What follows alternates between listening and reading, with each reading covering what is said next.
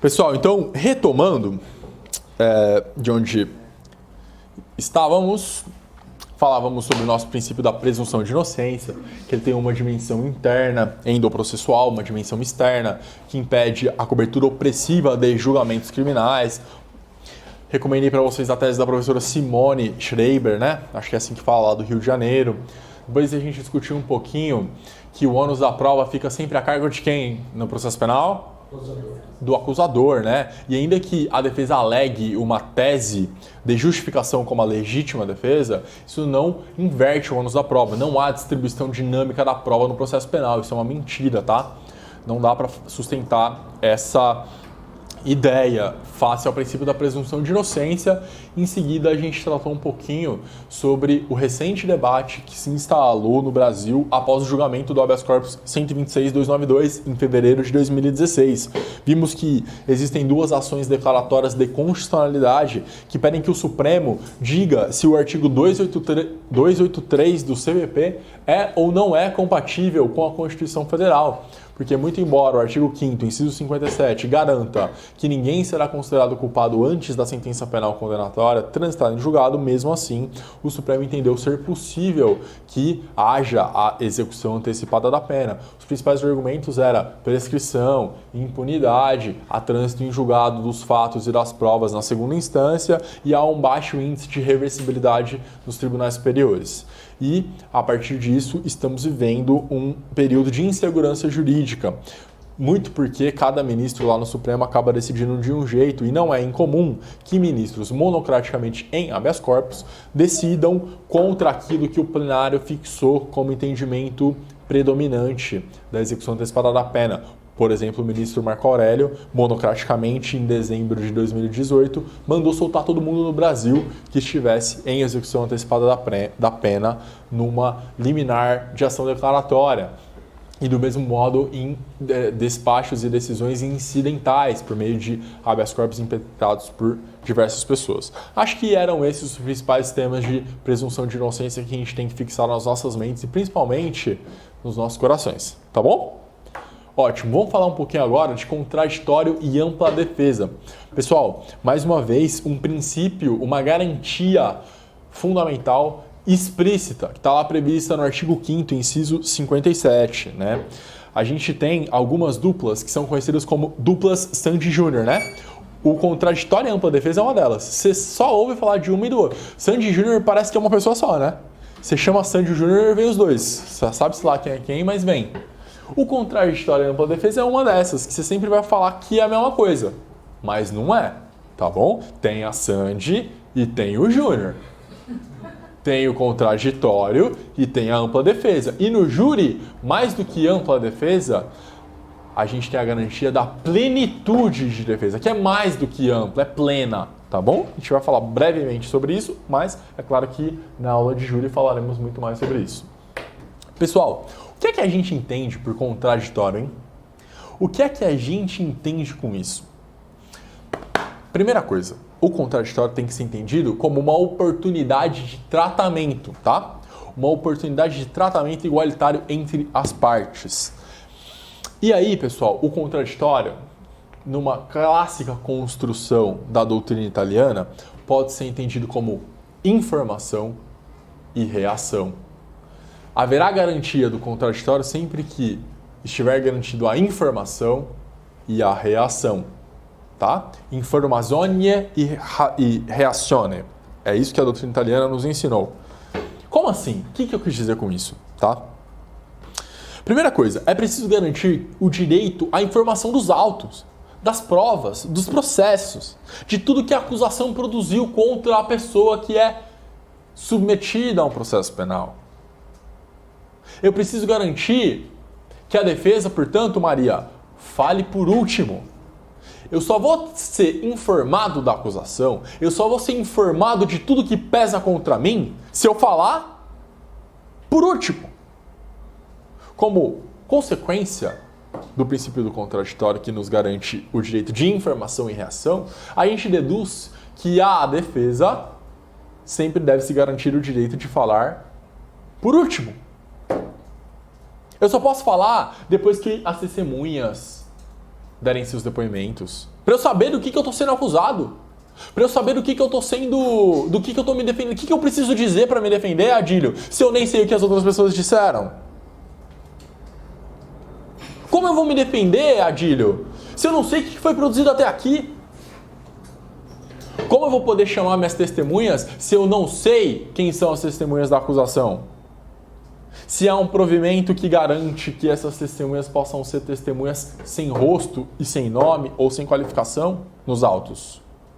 Como garantir o direito à informação que compõe o contraditório se eu não sei quem me acusa ou do que me acusam? Se eu não tenho acesso à denúncia? Se o jornalista tem a denúncia antes da defesa? Se a denúncia não está disponível nos autos? Se eu não tenho acesso aos elementos que foram colhidos pelo Ministério Público num procedimento investigatório criminal?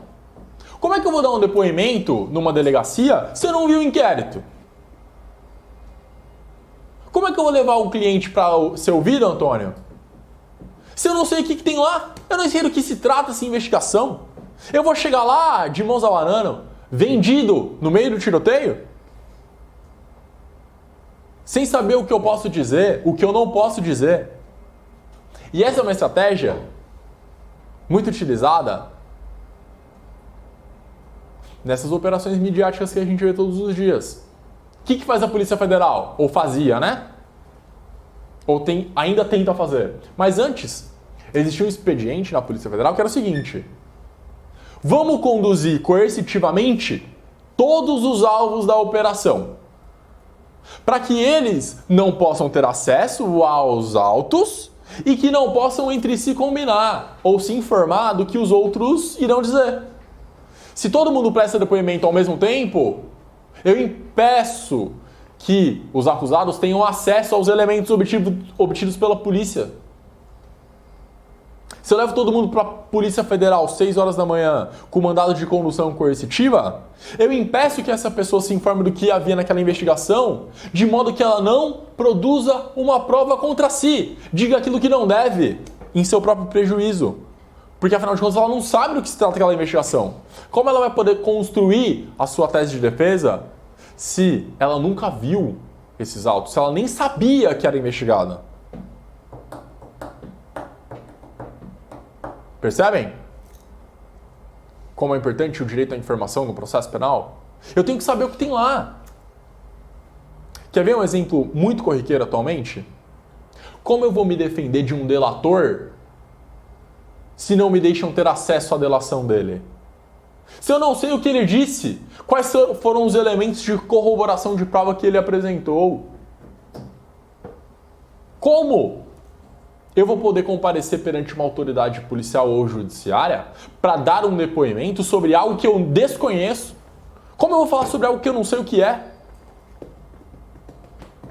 É por isso que só será garantido o contraditório quando a defesa puder ter acesso aos autos e, mais do que isso, ter tempo hábil para reagir a isto. Porque o contraditório tem um duplo vértice. É um princípio de dois conteúdos, de dupla dimensão. De um lado a informação. E por que eu tenho que ter informação de tudo que pesa contra mim? Para poder, então, reagir. Que é a segunda dimensão do princípio do contraditório. Eu só posso reagir àquilo que eu conheço. Eu só reagirei adequadamente quando eu tiver conhecimento de tudo que pesa contra mim. E eu só vou poder reagir, eu só vou poder falar, eu só vou falar, por último, quando tudo já tiver sido produzido. E aí eu preciso contar para vocês, acho que já disse no nosso primeiro encontro, que até 2008...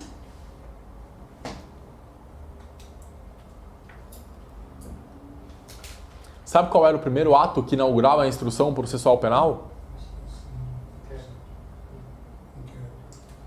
O primeiro ato que inaugurava a instrução penal, processual penal em juízo, o interrogatório, era o interrogatório do réu. Maria, A primeira coisa que o juiz fazia era chamar o menino. Chama ele lá pra ver o que ele vai falar aqui pra mim. Depois a gente ouve as testemunhas.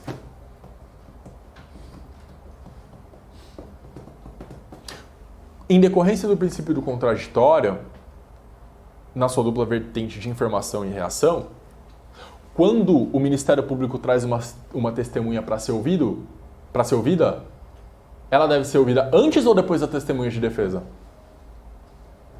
Antes da testemunha de defesa. Porque eu só vou poder inquirir a minha testemunha de defesa quando eu já souber o que disse a testemunha de acusação, de modo a poder reagir àquilo que eventualmente possa ter dito essa testemunha de acusação contra mim. E quando essa testemunha de acusação é trazida ao juízo, quem deve começar fazendo as perguntas? O órgão acusador ou a defesa? O órgão acusador. A defesa fala por último. Se puder sair daqui com uma ideia, é essa. A defesa deve falar por último, porque só assim vai poder reagir a tudo. Então o Ministério Público traz uma testemunha para ser ouvida, é ele que começa perguntando para eu saber o que ele quer com essa testemunha. E aí depois eu faço as minhas perguntas, de modo a inclusive poder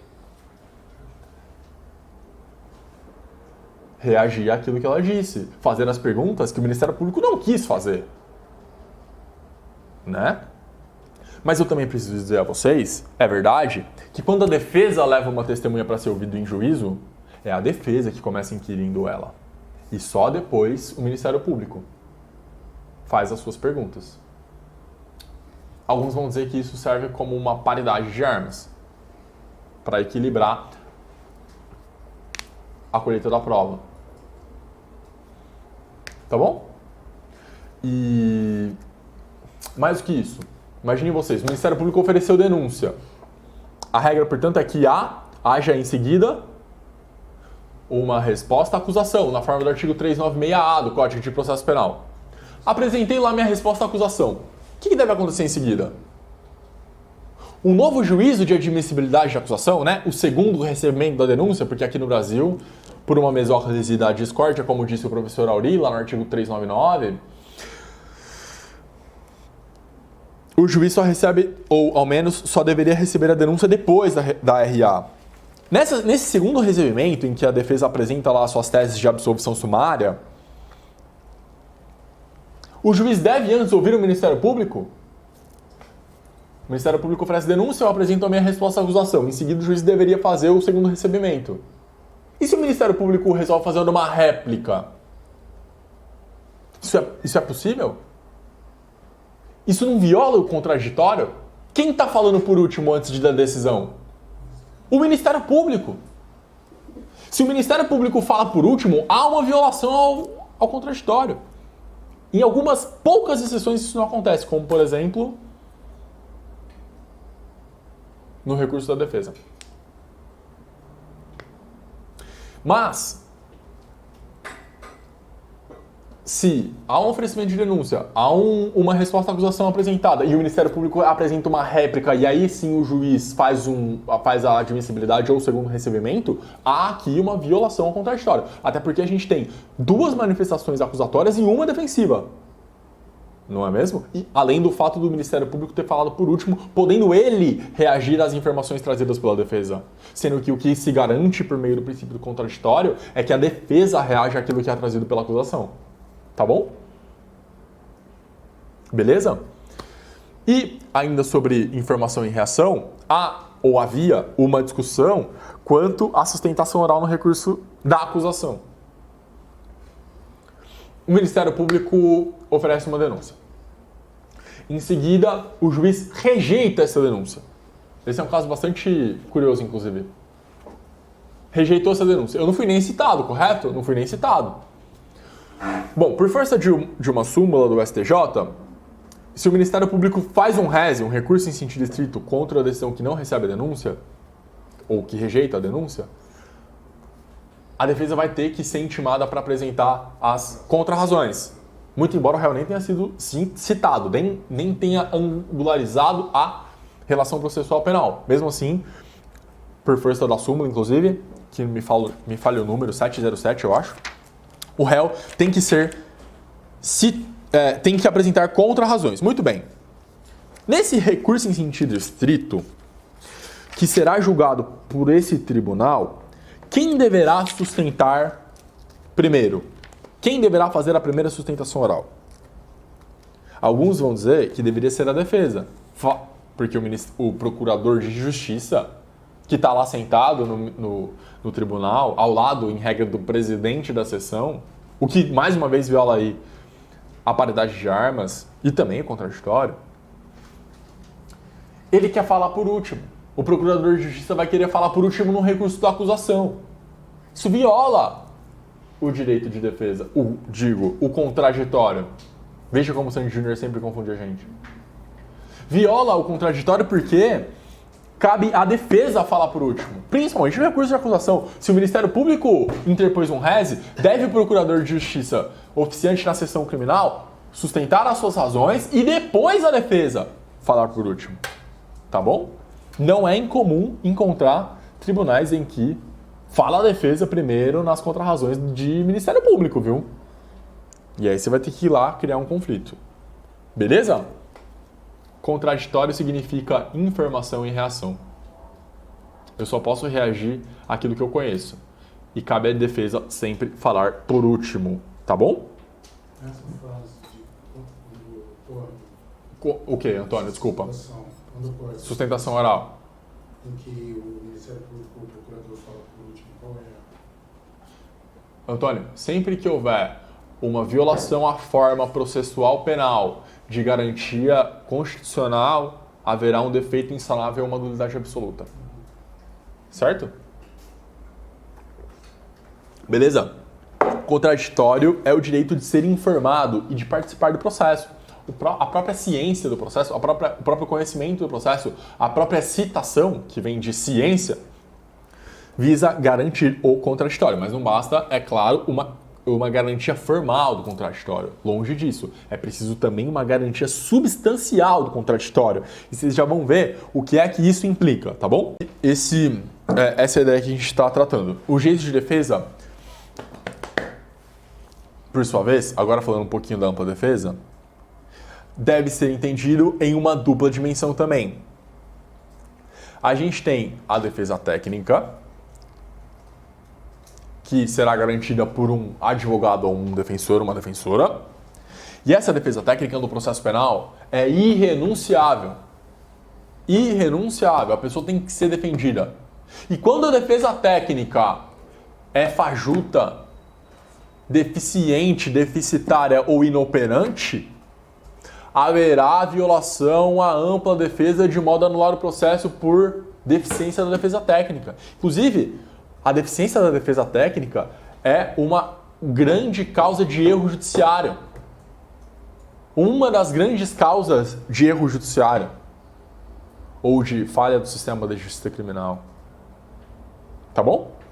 E essa defesa técnica é irrenunciável. Não adianta o réu dizer que não quer advogado, que é confesso, que quer ir para a cadeia.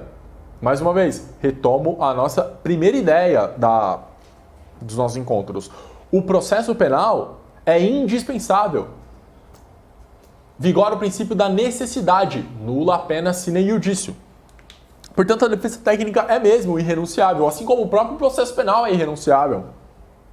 Muito embora a gente já saiba do momento em que vivemos da justiça penal negociada, que é bastante criticável. Muito bem, pessoal. Há uma presunção de absoluta hipossuficiência técnica do réu. Por isso que a defesa técnica é irrenunciável. É irrenunciável porque todo réu é um oprimido, seja ex-presidente da República, empreiteiro, banqueiro ou pequeno traficante. Todo réu no processo penal é um oprimido, tá bom? E é isso que nos garante o artigo 261 do CPP. Vocês já deram uma olhada lá no 261? O que ele está nos dizendo? Basicamente, diz isso aqui, ó. Opa, que esse aqui é o CP. 261. Nenhum acusado, ainda que ausente ou foragido, será processado ou julgado sem defensor. Nenhum acusado, ainda que ausente ou foragido, será processado ou julgado sem defensor. Só para vocês saberem, até antes da reforma do artigo 366, existia a possibilidade do réu ausente ser processado e condenado sem nunca ter sido pessoalmente cientificado da existência daquele processo. Não havia a possibilidade de suspensão do processo e da respectiva prescrição até antes da reforma de 2008. E o réu revel era condenado, muitas das vezes sem inclusive saber que era processado. Isso mudou em 2008. Mas a redação do 260, do 261, ainda é uma redação anterior. E que garantia, então, que nenhum acusado, ainda que revel, ainda que foragido, ainda que ausente, não tivesse uma defesa técnica. Porque o réu revel, evidentemente, ele contrata advogado? Não, né? O réu foragido contrata advogado? O réu ausente contrata advogado? Não. Portanto, não teria como ele exercer a defesa técnica. Mas o artigo 261, mesmo assim, garantia essa defesa técnica, tá bom? Irrenunciável. Está lá no artigo 5º, inciso 74 da Constituição Federal. Também no artigo 134. Idem no artigo 8.2 da Convenção Americana de Direitos Humanos. Vocês percebem, o artigo 8.2, ele sempre... O artigo 8º da Convenção Americana, ele é reincidente nos nossos encontros. O artigo 7º e o artigo 8º do Pacto de São José da Costa Rica são os mais importantes do ponto de vista processual penal para a gente, tá bom? Pronto. Essa é a primeira dimensão da ampla defesa. Tem uma segunda dimensão, que é a autodefesa. Então, ampla defesa é defesa técnica mais autodefesa. E essa autodefesa, Maria, ela pode ser positiva ou negativa. O réu pode se autodefender positivamente, contando em seu interrogatório como se deram os fatos ou como não se deram os fatos. O réu, quando é interrogado, ele não está produzindo prova. Mais do que isso, é claro que este é um elemento probatório também. Mas mais do que um elemento probatório, o interrogatório do réu é o momento em que ele exerce a sua autodefesa positiva. É quando ele escolhe falar. É quando pela primeira vez o réu vai poder dizer para quem o mantém preso, às vezes por anos, o que é de fato que aconteceu. O que é que de fato aconteceu. A autodefesa positiva, portanto, é o momento em que, ou ativa, é o momento em que o réu exerce o seu direito de defesa pessoalmente. Tá bom? E a autodefesa negativa? É quando o réu cala. É quando o réu escolhe não produzir provas contra si mesmo. É quando o réu escolhe ficar em silêncio, sabendo que o silêncio não poderá ser considerado em seu prejuízo, em seu desfavor. Nemo tenetur si detegere. Não é isso que diz o brocardo latino? O silêncio do acusado não pode ser utilizado em seu desfavor. Muito embora, recentemente, tenha tido uma juíza em Leme que usou o silêncio do réu contra ele em sua sentença, porque afinal de contas quem é inocente não cala, vem dizer a verdade, se indigna contra uma acusação falsa. Vocês já ouviram isso? Então, vejam, ainda que em 2018, 19, as pessoas não entenderam princípios básicos do processo penal. Certo? Com a dupla dimensão do princípio da ampla defesa? Ótimo.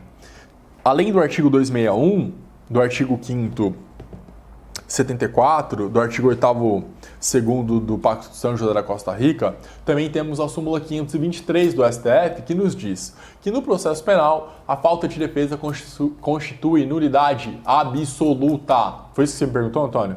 A falta de defesa constitui nulidade absoluta, mas a sua deficiência só anulará o processo se houver prova do prejuízo para o réu, né? Sempre aquela máxima do pas nullité, né?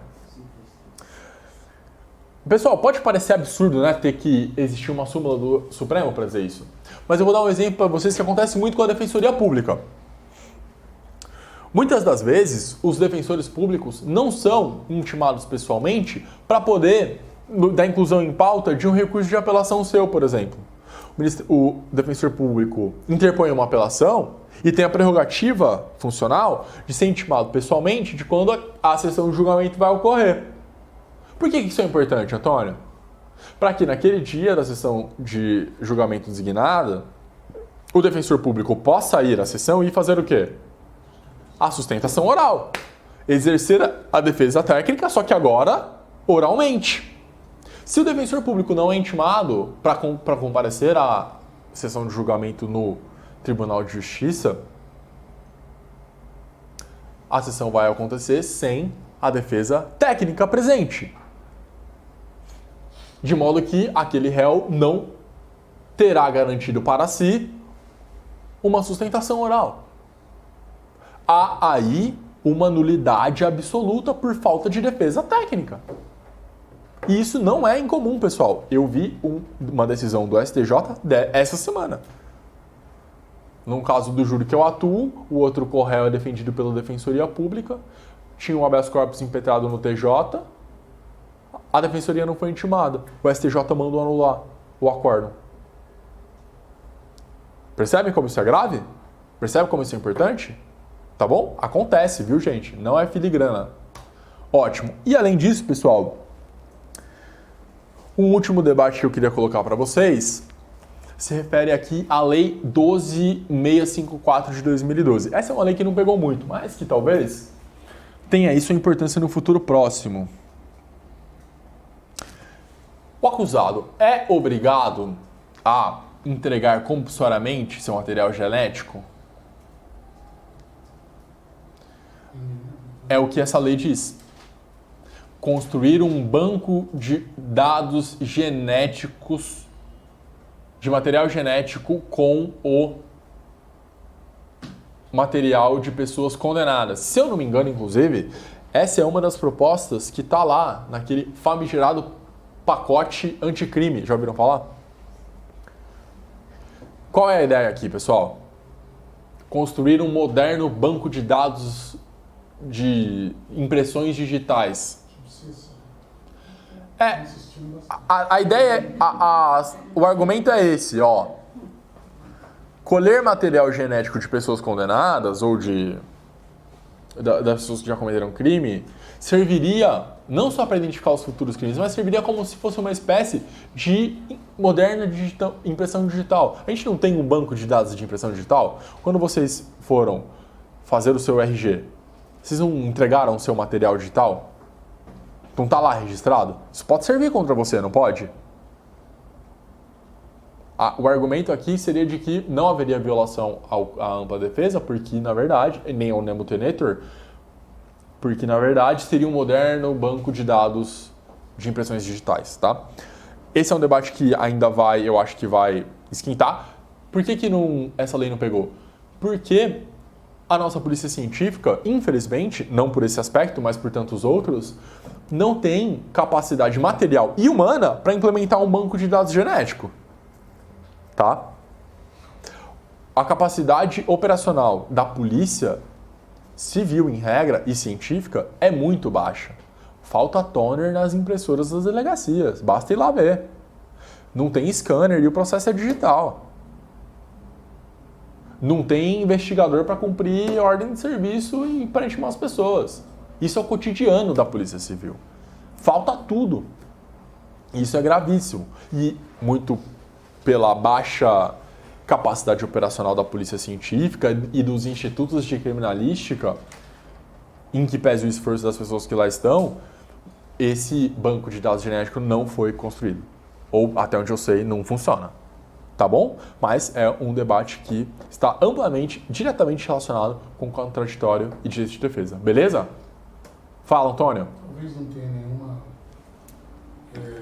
relação, mas quando se trata do exame Qual exame? Para ferir o alcoolismo. A alcoolemia. Tá. Eles podem, no caso, a autoridade policial pode se valer dessa... De maneira nenhuma, Antônio. Ninguém é obrigado a produzir provas contra si mesmo. Claro que o policial vai te constranger de alguma forma. Ele vai tentar te constranger, ao menos. Agora a autoridade tem também essa competência de já, vamos assim dizer... Mas a palavra dos policiais vai servir, ou ao menos só poderia servir, para a aplicação das infrações de trânsito de embriaguez ao volante. O policial militar vai poder te aplicar uma infração de trânsito por direção em embriaguez ao volante, tá bom? Não, a palavra dele, ele não vai poder atestar que você estava embriagado. A prova, só se faz prova de embriaguez por meio do quê? De um exame. Como é que você faz prova de uma lavagem de dinheiro na modalidade ocultação? Ou de uma evasão de divisas na modalidade de manter o dinheiro fora do Brasil? Você precisa do extrato bancário. Tem um extrato aqui que mostra que o dinheiro tá lá. Sem o extrato, eu posso... o dinheiro tá lá, viu? Tô sabendo. Não, só falando que é uma questão... O dinheiro tá lá. Entende? Não, sim. Aqui para nós... Sim, claro. Mas eu digo assim, a prática, nós sabemos que existe afrontas e todas essas... Claro. Existe esse constrangimento, sem dúvida. Esse constrangimento que induzem ao crime. Por exemplo, o sujeito foi pego com uma quantidade aparentemente de entorpecente, pode chegar lá na autoridade e já captura. Então, sem dúvida. Tem que ficar de olho. Sem dúvida, você tem toda a razão, Antônio, é isso mesmo. Temos que ficar de olho nisso, tá? Mas não é correto. O agente policial não tem a condição de aferir sua alcoolemia, tá? É isso. Beleza? Ótimo. Então, pessoal, vamos passar para o nosso próximo princípio aqui, que talvez seja um dos mais importantes e um dos mais desrespeitados, tá? É a metagarantia da motivação das decisões judiciais. A gente vai ter uma aula sobre isso. Tem um capítulo do livro do professor Auri só sobre a motivação das decisões judiciais, que eu recomendo fortemente que vocês leiam, conheçam e entendam a crítica. O professor Lênio Streck também é uma referência obrigatória nessa matéria. A motivação das decisões judiciais, o dever de fundamentação das decisões, é uma obrigação, é um direito das pessoas garantido no artigo 93, inciso 9 da Constituição Federal. Tá bom? E por que ela é denominada uma meta-garantia? Veja aqui, como assim uma meta-garantia? Por que ela é uma meta-garantia? Porque ela é uma garantia que garante as garantias. Ela é uma garantia das garantias. Se o juiz não precisa fundamentar suas decisões judiciais, como é que eu vou saber que ele me considerou presumidamente inocente? Como é que eu vou saber que ele garantiu contraditória e ampla defesa? Se o juiz não tem o dever de fundamentar suas decisões, como é que eu vou saber que ele não inverteu o ônus da prova? Como é que eu vou saber que ele não usou o meu silêncio contra mim? Percebem? Como que o dever de fundamentação garante todas as garantias que a gente tem na Constituição Federal, por isso que ela é uma meta-garantia, tá? Não faz sentido eu ter a garantia do contraditório, da ampla defesa, do duplo grau de jurisdição, da presunção de inocência, da duração razoável do processo, se o juiz pode fazer o que ele quiser, sem dar nenhuma satisfação. É a satisfação do povo, tá bom? Pessoal, o magistrado, vejam vocês, a nossa república tem 3 poderes, né? Montesquieu e tal, aquela coisa bonita. O executivo, o legislativo e o judiciário. Qual que é a diferença dos membros do Poder Judiciário para os membros do Executivo e do Legislativo? Os membros do Poder Judiciário não foram eleitos. Os membros do Poder Executivo e os membros do Poder Legislativo foram eleitos pelo povo. Eles estão lá porque a gente quer. Por mais que infelizmente, a nossa classe política não seja motivo de orgulho, atualmente, estão lá por uma escolha popular. Eles estão lá com legitimidade. Eles estão lá com a legitimidade do povo que foi às urnas e quer você goste ou quer você não goste, elegeu essas pessoas que estão aí. Então, as decisões dessas pessoas, percebam, os membros do Poder Legislativo e os membros do Poder Executivo decidem a nossa vida. Não decidem? Eles decidem. Só que eles decidem e essas decisões que eles tomam, muito embora discricionárias, muito embora muitas vezes não se conheça a sua fundamentação adequada, a legitimidade decorre do voto popular. Nós demos um voto de confiança para que essas pessoas pudessem decidir por nós. Não é isso? E os membros do Poder Judiciário? Eles não foram eleitos. Como é que fica? Como que eles podem decidir a nossa vida de maneira democrática, sendo que eles não têm legitimidade popular para estar lá? O que garante a legitimidade por exercício do Poder Judiciário é a técnica jurídica. É a fundamentação das decisões que nos permite aferir a racionalidade do emprego do poder naquele caso concreto.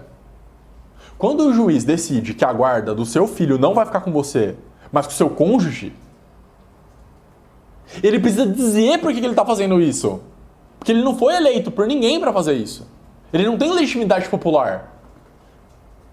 Quando o juiz determina que você vai perder a sua liberdade, ele precisa fundamentar em um grau muito satisfatório porque é que você vai perder esse seu direito fundamental.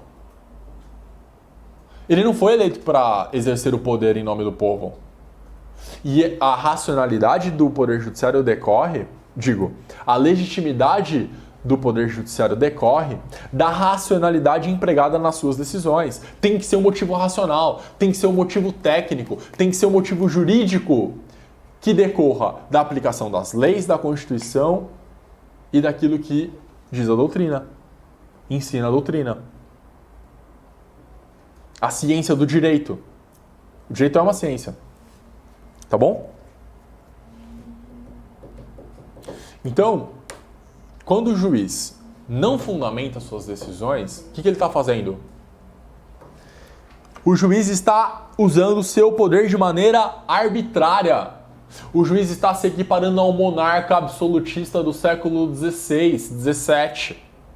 O juiz está se comparando, se equiparando ou se convertendo numa espécie de poder arbitrário. Quando não há fundamentação nas decisões, há, sem dúvida alguma, violação ao princípio mais básico da democracia, que é o controle do exercício do poder. A democracia só existe, a democracia existe principalmente para o controle do exercício do poder. Também para isso. E se a gente não sabe como o juiz exerce o poder, a gente não pode controlá-lo. Eu não sei por que eu fui condenado. Eu não sei por que eu fui, qual foi a prova que levou o juiz a me condenar. Todo mundo disse que eu era inocente. Por que eu fui condenado? Tá bom?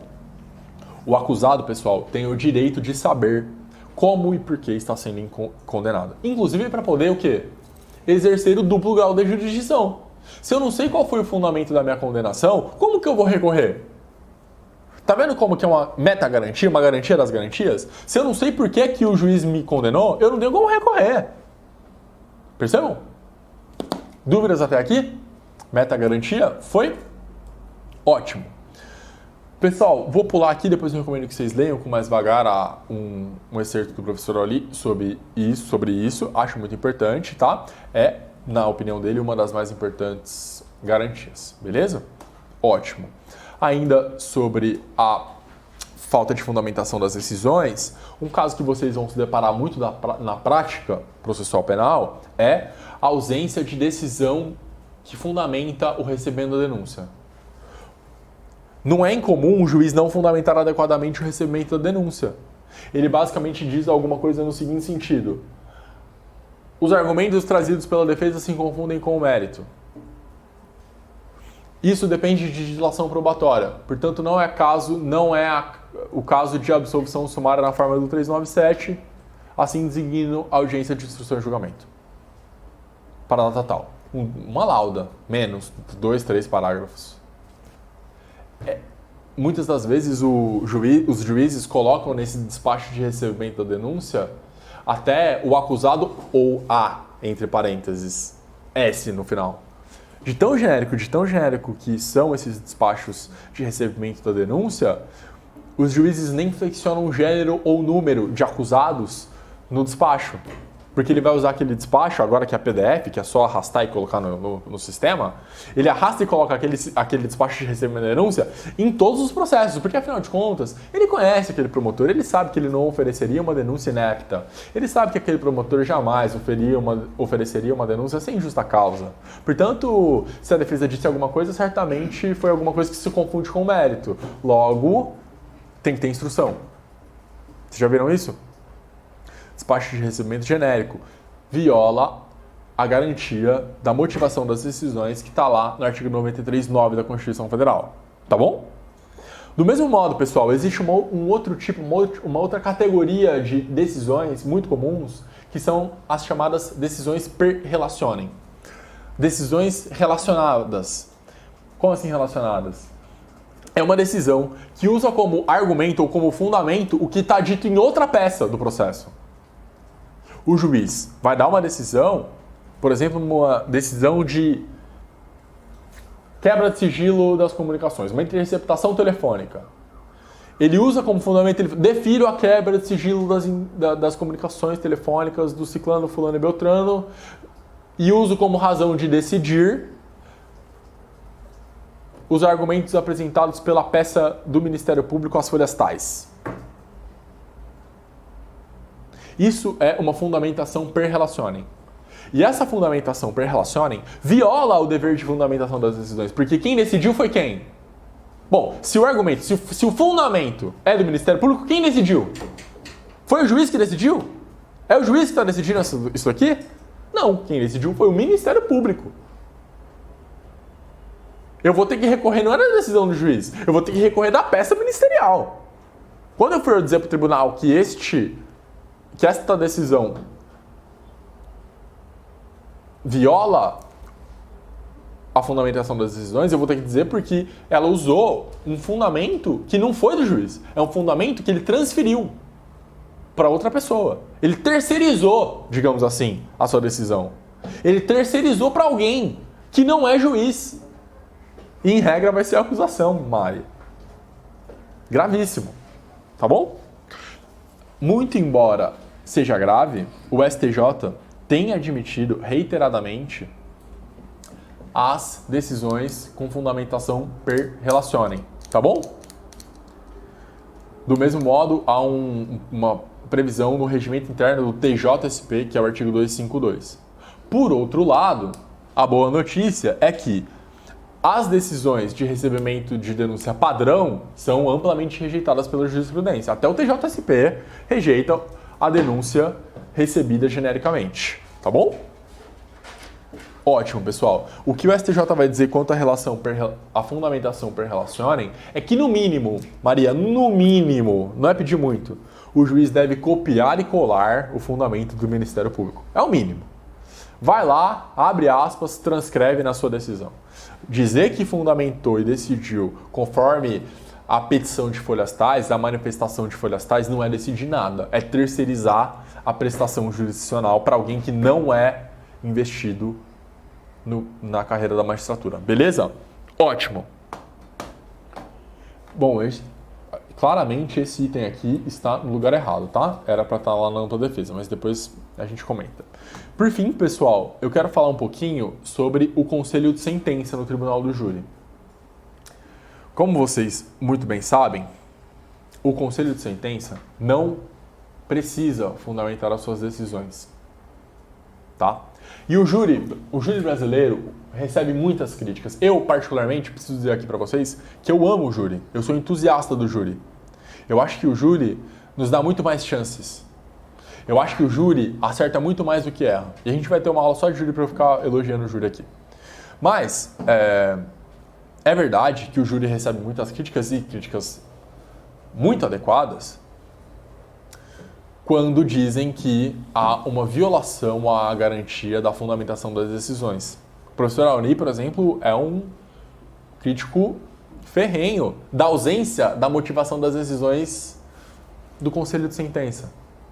Quando os 7 jurados se reúnem na sala secreta e votam sim ou não, de acordo com a sua livre convicção, há um problema. Qual é o problema? Eu não sei por que é que eu fui condenado ou por que é que eu fui absolvido, correto? Como é que eu vou recorrer? Até por isso que existe aí a soberania dos vereditos. E só é possível recurso, em regra, quando há uma, na forma do artigo 593, decisão manifestamente contrária à prova dos autos. O que é dificílimo de demonstrar para o tribunal. Quando o conselho de sentença escolhe uma tese, ferrou. Quase muito difícil reverter isso. Exceto quando, é claro, é a tese do Ministério Público que não foi acolhida. Aí é uma chance maior. Mas, pessoal, há algumas propostas de evolução do júri, por exemplo, para um sistema de escabinato, que é um sistema misto entre juízes togados profissionais, magistrados profissionais e juízes leigos. O modelo de escabinato eu acho muito interessante. É adotado em alguns países da Europa, como Portugal, por exemplo. E resolveria esse problema. Uma proposta de solução para a ausência de decisão de ausência de fundamentação das decisões do júri. Mas, pessoal, existe um outro argumento que aqui me parece muito mais relevante para essa discussão, que é o seguinte. O júri não precisa fundamentar as suas decisões, sabe por quê, Maria? Lembra que eu falei que o magistrado não é eleito pelo povo para exercer um poder da República? Então ele não tem legitimidade. O magistrado não foi eleito como o governador, presidente ou deputado. Por isso que o magistrado tem que fundamentar suas decisões. Quando é o próprio jurado que está lá decidindo, ele é o povo. O povo não precisa de legitimidade. O povo não precisa fundamentar suas decisões porque exerce o poder da República em nome próprio. É o povo em nome do povo. Tanto que nos Estados Unidos os julgamentos aqui um caso emblemático que tem série na Netflix, O.J. Simpson versus People de algum lugar dos Estados Unidos. Não lembro agora. É O.J. Simpson versus People, tá certo? Então, é o povo que está sentado ali. É o povo exercendo um dos poderes da República em nome próprio. Como a gente faz também no referendo, quando a gente delibera alguma coisa, referenda alguma proposta legislativa, no plebiscito, tá certo? É o povo, na democracia direta, exercendo um dos poderes da República, tá bom? E é por isso que, para mim, esse é um dos argumentos mais fortes que justificariam a ausência de fundamentação das decisões do Conselho de Sentença. Já que, diferentemente do magistrado, que precisa da racionalidade jurídica para se legitimar no exercício do poder judiciário, o povo, quando vai decidir, não precisa fundamentar porque exerce o poder em nome próprio. Beleza? Ótimo. Mas eu acho mesmo que o júri merece alguma evolução e eu acho que existem modelos muito interessantes que a gente precisa discutir, tá? Enfim, pessoal, dúvidas quanto a princípios do processo penal? Ótimo. Então, na primeira aula falamos sobre sistema acusatório, hoje falamos sobre princípios. Ficamos assim no nosso próximo encontro. Voltamos com lei processual penal no tempo e no espaço e começamos inquérito. Combinado? É isso, pessoal. Muito obrigado e até semana que vem.